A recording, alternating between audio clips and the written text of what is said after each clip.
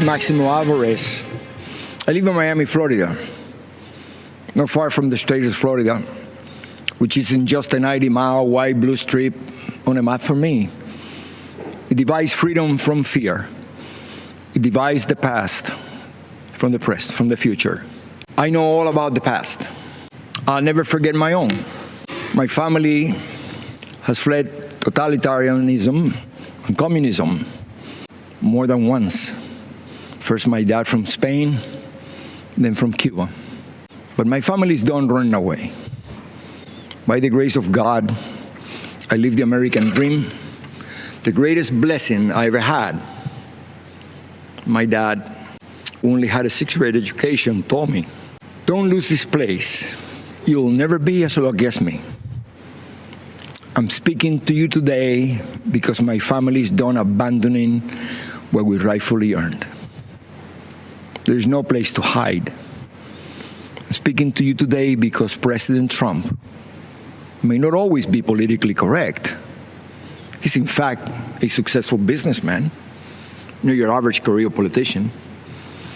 Our president is just another family man, a friend, and most important, our elected commander-in-chief who puts America first. Keep in mind, the other guy running for president is mostly concerned about power. Yes, power for them, but not for the benefit of all Americans. I'm speaking to you today because I have seen people like this before. I've seen movements like this before. I've seen ideas like this before. And I am here to tell you, we cannot let them take over our country. I heard the promises of Fidel Castro, and I can never forget all those who grew up around me, who looked like me, who suffered and starved and died because they believed those empty promises. They swallowed the communist poison pill. If you have a chance, go to the Freedom Tower in Miami. Stop and listen. You can still hear the sounds of those broken promises. It is the sound of waves in the ocean carrying families clinging to pieces of wood. Families with children who can't swim, but willing to risk everything to reach this blessed land. It is the sound of tears hitting the paper of an application to become an American citizen. Most heard and liked the promises, but soon after, they experienced the reality. Look at them, listen to them, learn the truth. Those false promises spread the wealth, free education, free health care, defund the police, trust the socialist state more than your family and your community. They don't sound radical to my ears. They sound familiar. When Fidel Castro was asked if he was a communist, he said he was a Roman Catholic. He knew he had to hide the truth. But the country I was born in is gone, totally destroyed. When I watch the news in Seattle, Chicago, Portland, and other cities, when I see the history being rewritten, when I hear the promises, I've heard echoes of the former life I never wanted to hear again. I see shadows I thought I had outrun. My parents only wanted one person to decide my fate, me. Not some party member, not some government official, not some bureaucrat. In America, I would decide my own future. I am so grateful to America, the place where I was able to build my American dream through hard work and determination. President Trump knows that the American story was written by people just like you and I, who love our country and take risks to build a future for our families and neighbors. I may be a Cuban born, but I am 100% American. This is the greatest country in the world. And I said this before.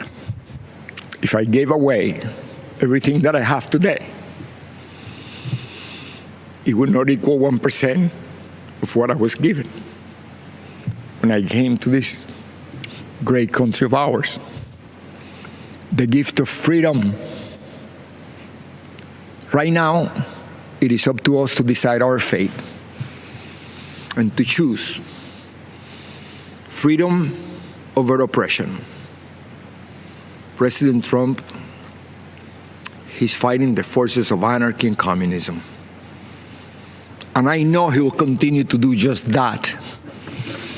And what about his opponent and the rest of the DC swamp? I have no doubt they will hand the country over to those dangerous forces. You and I will decide. And here's what I've decided. My decision is very easy. I choose President Trump because I choose America. I choose freedom. I still hear my dad.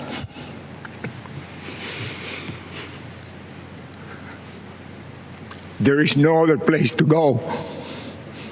Thank you, and may the good Lord bless America. Joe Biden believes we can't think for ourselves, that the color of someone's skin dictates their political views. We're not buying the lies anymore. You and your party have neglected us for far too long. We want higher paying jobs and more business opportunities. We want lower taxes. We want school choice. We want a chance to get ahead, not just get by.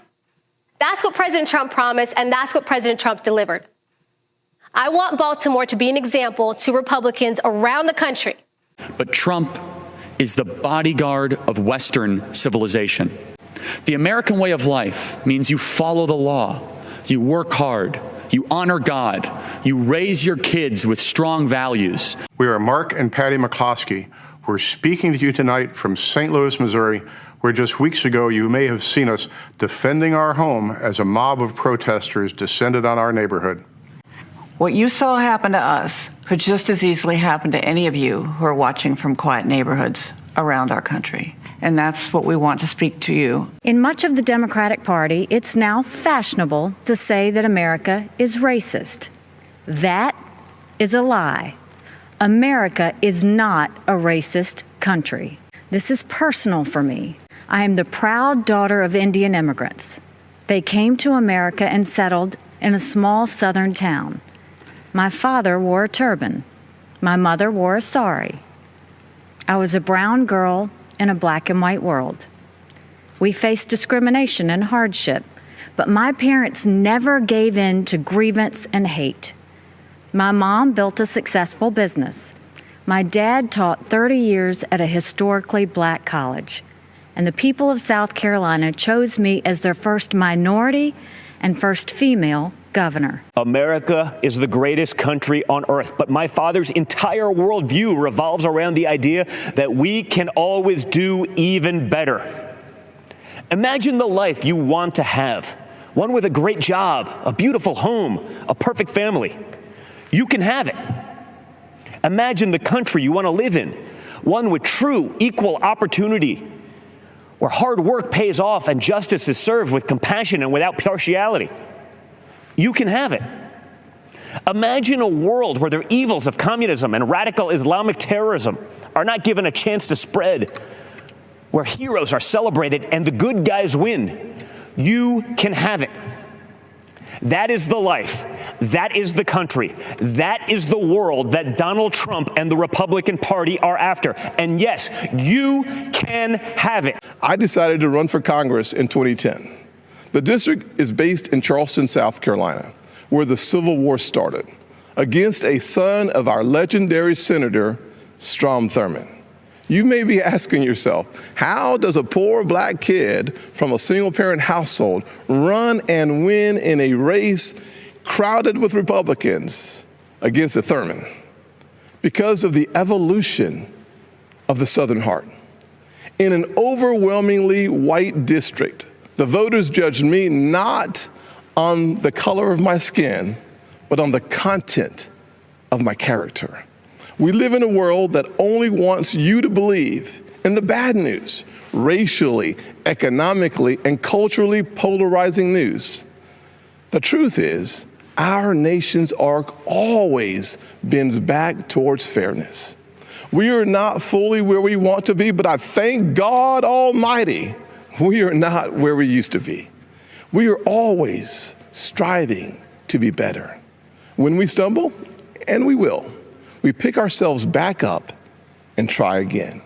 We don't give in to cancel culture or the radical and factually baseless belief that things are worse today than in the 1860s or the 1960s. We have work to do, but I believe in the goodness of America, the promise that all men and all women are created equal.